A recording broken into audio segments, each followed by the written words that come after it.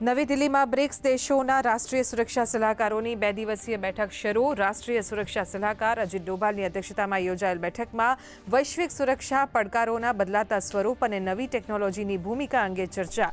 કૃત્રિમ બુદ્ધિમત્તા, ડિજિટલ ક્ષેત્રની ખામીઓ ઉપર પણ ચાલી રહ્યું છે મંથન.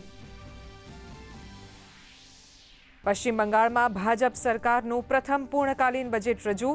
સરકારી કર્મચારીઓના ભથ્થામાં 20% વધારો, મહિલાઓને 33% અનામત, અન્નપૂર્ણા યોજના માટે 36,000 કરોડની ફાળવણી.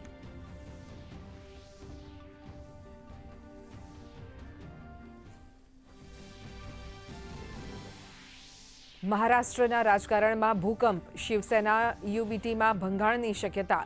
6 નારાજ સાંસદો શિંદે જૂથમાં જોડાય તેવી સંભાવના. મહારાષ્ટ્ર સરકારના મંત્રીએ નિર્ણયનું કર્યું સ્વાગત.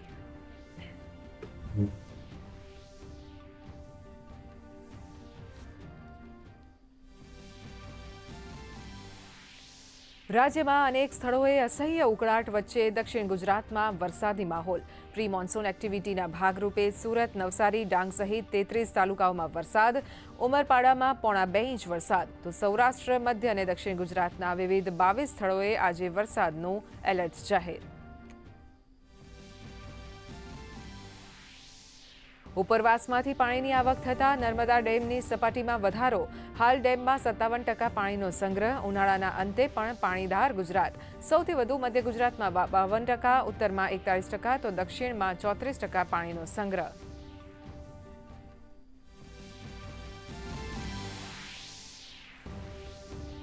રાજ્યમાં જલ્દી જ ખેડૂતોનો વીજપોલ અને વીજ વાયરના વળતરનો પ્રશ્ન ઉકેલાશે. રાજ્યમંત્રી કાંતિ અમૃતિયાએ કહ્યું, ખેડૂતોને વધુમાં વળતર મળે તેના માટે રાજ્ય સરકાર પ્રયત્નશીલ.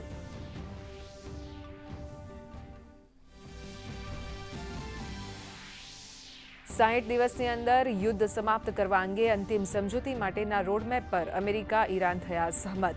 સૈન્ય કાર્યવાહી રોકવા લેબેનોન સાથે કોન્ફ્લિક્શન સેલ બનાવવા ઉપર સધાઈ સંમતિ.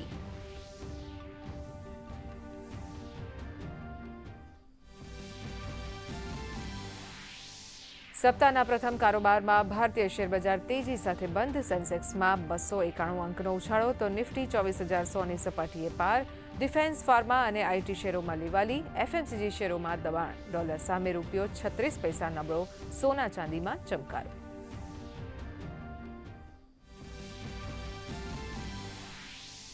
એશિયન રિલે ચેમ્પિયનશિપમાં ભારતીય મહિલા ટીમે જીત્યો ગોલ્ડ મેડલ. 100 મીટર રિલેમાં ચીનને આપી માત. 3 મેડલ સાથે ભારતનું શાનદાર પ્રદર્શન. નાયબ મુખ્યમંત્રી હર્ષ સંઘવીએ પાઠવ્યા અભિનંદન.